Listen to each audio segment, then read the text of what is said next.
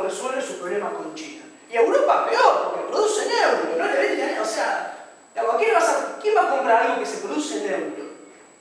Y China, como gran productor, no le compra, o sea, los chinos no comen arroz por una cuestión cultural, comen arroz, pero si cobras $130 al mes, no vas a poder comer otra cosa que no sea arroz, digamos. No es un problema de los palitos, sino que digamos, no te alcanza el salario para otra cosa. Entonces, digamos, en este mundo que no le encuentra la vuelta, o sea, desde el punto de vista capitalista, digamos, por ejemplo, hoy lo que se impone para las masas europeas y estadounidenses es que le destruyan el estado de bienestar. ¿Por qué? Porque la única manera de competir con China es tener el salario chino. Matemática básica. O sea, si vos en Europa implementás salario de $130, 96 horas a la semana, competís con China. El problema es que eso en Europa no pasa. O sea, hay problemas estructurales que la burguesía no puede o no le encuentra la vuelta para sacar adelante. Entonces en eso, digamos, esto en la esfera de la economía, o sea, esto un poco esto que decíamos, los equilibrios, de cómo se van acomodando y de qué problemas son inherentes, qué problemas están en las raíces del sistema.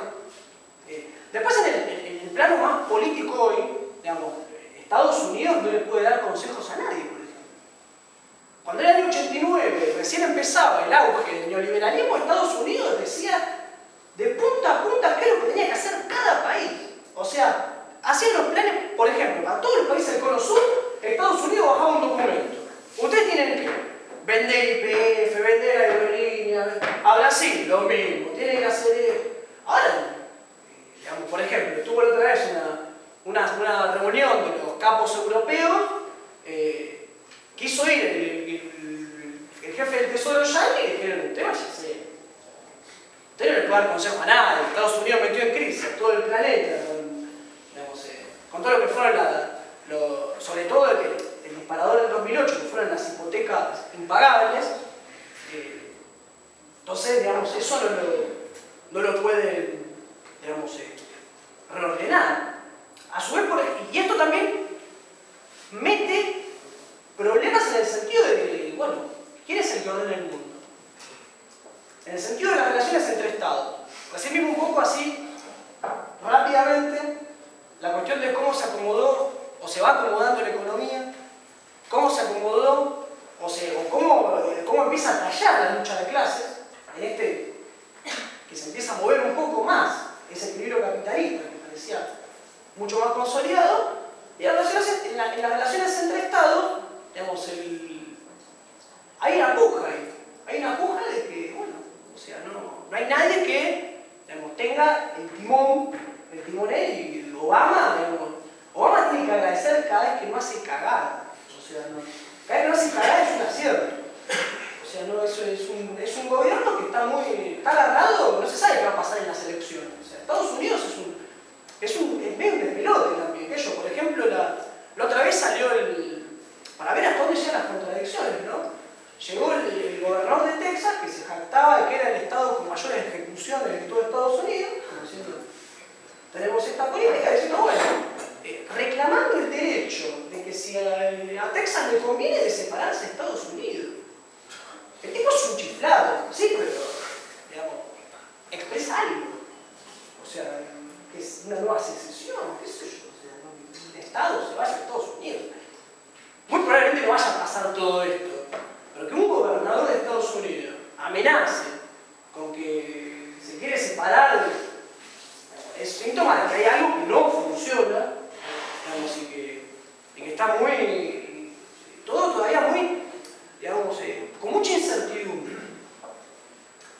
En esto, digamos, cuando nosotros decimos que estamos en un periodo de crisis, guerras y revoluciones, hablamos muy en potencial. O sea, no es que ya van a haber guerras, ya van a haber revoluciones. Lo que sí está abierto es que en perspectiva esto sucede. Y esto, digamos, no era, por ejemplo, la perspectiva del periodo anterior. el periodo que hablábamos antes, que fue entre la Segunda Guerra Mundial y la caída del muro de Berlín. Primero, lo que hablábamos antes, un orden interestatal muy consolidado por el aparato burocrático, con la burocracia stalinista y el imperialismo yanqui, sobre todo, por una cuestión de encorsetamiento de la clase obrera y de una decisión política del estalinismo de derrotar por los procesos de autodeterminación allá. Y, digamos, la repercusión en las relaciones entre Estados, que era que no pasara nada, digamos, una cuestión de acuerdo. Bueno, eso hoy no está. Entonces, como potencialidades, hay un montón de elementos que, digamos, en el periodo anterior estaban atados. O sea, en eso, por ejemplo, entra un montón, por ejemplo, el proceso de los 70, digamos, en toda América Latina. Digamos, bueno, las trabas que tenían para poder desarrollarse a fondo, digamos, hoy hay un montón de esas trabas que no están. Está bien, no tenemos que la clase obrera cree que hay que, digamos, superar al capitalismo, pero la perspectiva histórica se desató, se destrabó. En eso, digamos, ahora tenemos se puede decir que tenemos un plus potencial, digamos, que si de desarrollarse se podría ir hasta el final, pero todavía, digamos, eso es parte de las batallas que hay que dar, digamos, para que eso suceda. Y hoy, digamos, un poco las rebeliones tanto de los indignados como inclusive, digamos, esa cuasi medio revoluciones en el norte de África que voltean gobiernos y que lo llevan puesto a Mubarak y con muchas contradicciones lo de Gaddafi, eso entra, digamos, que eso está la OTAN, hay un montón de cosas ahí, pero bueno, pero de fondo había una rebelión muy importante. Todavía, digamos, la mediación de la democracia burguesa es fuerte.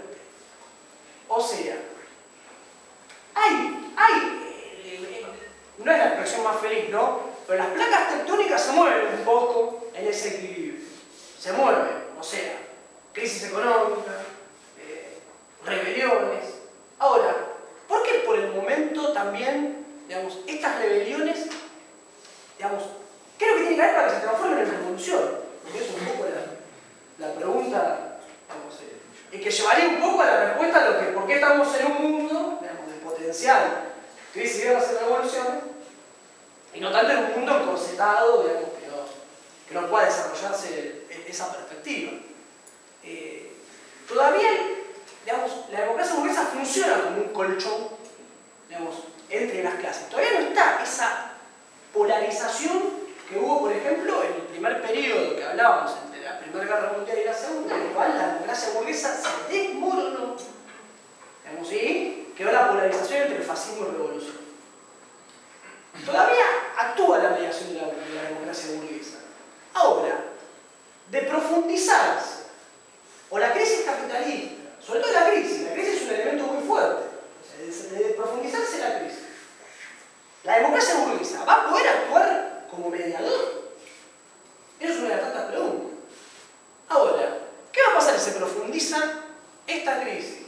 Digamos, si hay auge de lucha de clases y no está más ese aparato burocrático que, cuanto movimiento había de masa, iba y le cortaba la cabeza.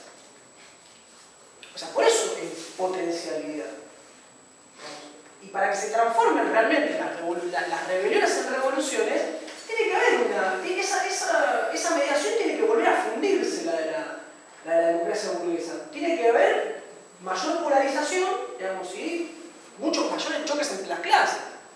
O sea, pero en un punto, todas estas rebeliones que vimos hasta ahora, que estamos viviendo, digamos, o que venimos presenciando en América Latina en adelante, y con la crisis, pegaron un salto, etcétera, etcétera, etcétera, todavía no llegaron hasta el hueso, todavía no llegaron a cuestionar a fondo todo esto.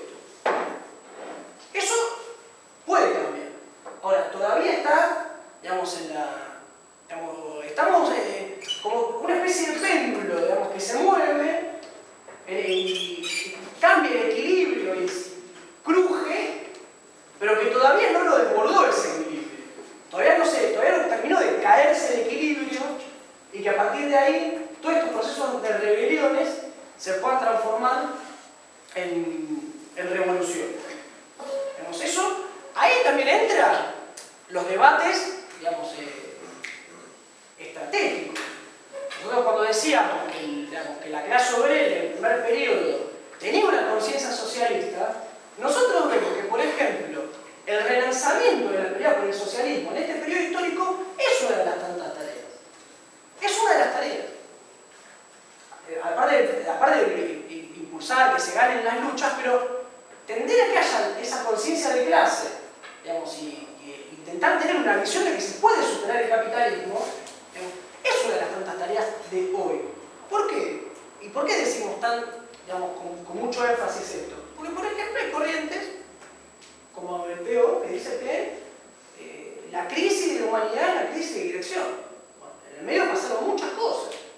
Entre ellas que la perspectiva socialista fue, digamos, se mostró como algo que ya había fracasado. Y bueno, eso hay que remarlo. Es un poco lo que, digamos, hacemos todos los días en la militancia cotidiana, intentando, bueno, presentar una alternativa política distinta. La clase obrera no viene y dice, soy socialista de una tendencia a tal. No, o sea, sale de la pelea y uno intenta ir, bueno, fíjate, la burocracia, la clase obrera, la conciencia de clase, digamos, eso, digamos, hace las tareas, hace la estrategia, y un poco lo que decía antes, o sea, de cómo también es la lucha de tendencias la que influye en que estas potencialidades se puedan desarrollar. Digamos, no es que es algo que pasa solo, o sea, automáticamente la crisis capitalista va a estallar, entonces con eso, a partir de eso solo, digamos, por una cuestión de que no va a haber otra chance, se va a hacer el socialismo. Bueno, no, porque puede haber una crisis capitalista feroz y que la clase obrera le imponga salario chino, una derrota, como posibilidad, digamos, ¿no? Lo vemos muy raramente vaya a pasar esto, vemos más posible que haya una rebelión de aquellas y avanza mucho más en ese sentido, pero digamos, no es que automáticamente, digamos, la crisis se traslada al plano de la revolución. Abre la puerta, o sea, abre la potencialidad. Abre una endija para que la revolución se cuele en eso. También se cuela la contrarrevolución, también se cuela la guerra, también se cuelan, digamos, los distintos fenómenos políticos.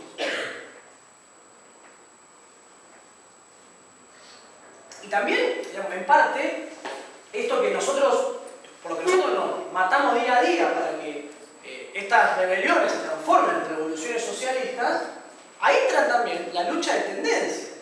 O sea, porque no es que solamente en el plano de los que están saliendo a pelear actuamos los marxistas revolucionarios trotskistas que firmamos la Cuarta Internacional y el internacionalismo y todo el programa completo. No, también actúa el reformismo, también actúan, digamos, corrientes que no llevan a la lucha hacia un costado independiente. Un caso, digamos, actual es el caso de la lucha de los estudiantes chilenos. O sea, el Partido Comunista, digamos, habla de todo menos de llevar la pelea hasta el final y menos de voltear al gobierno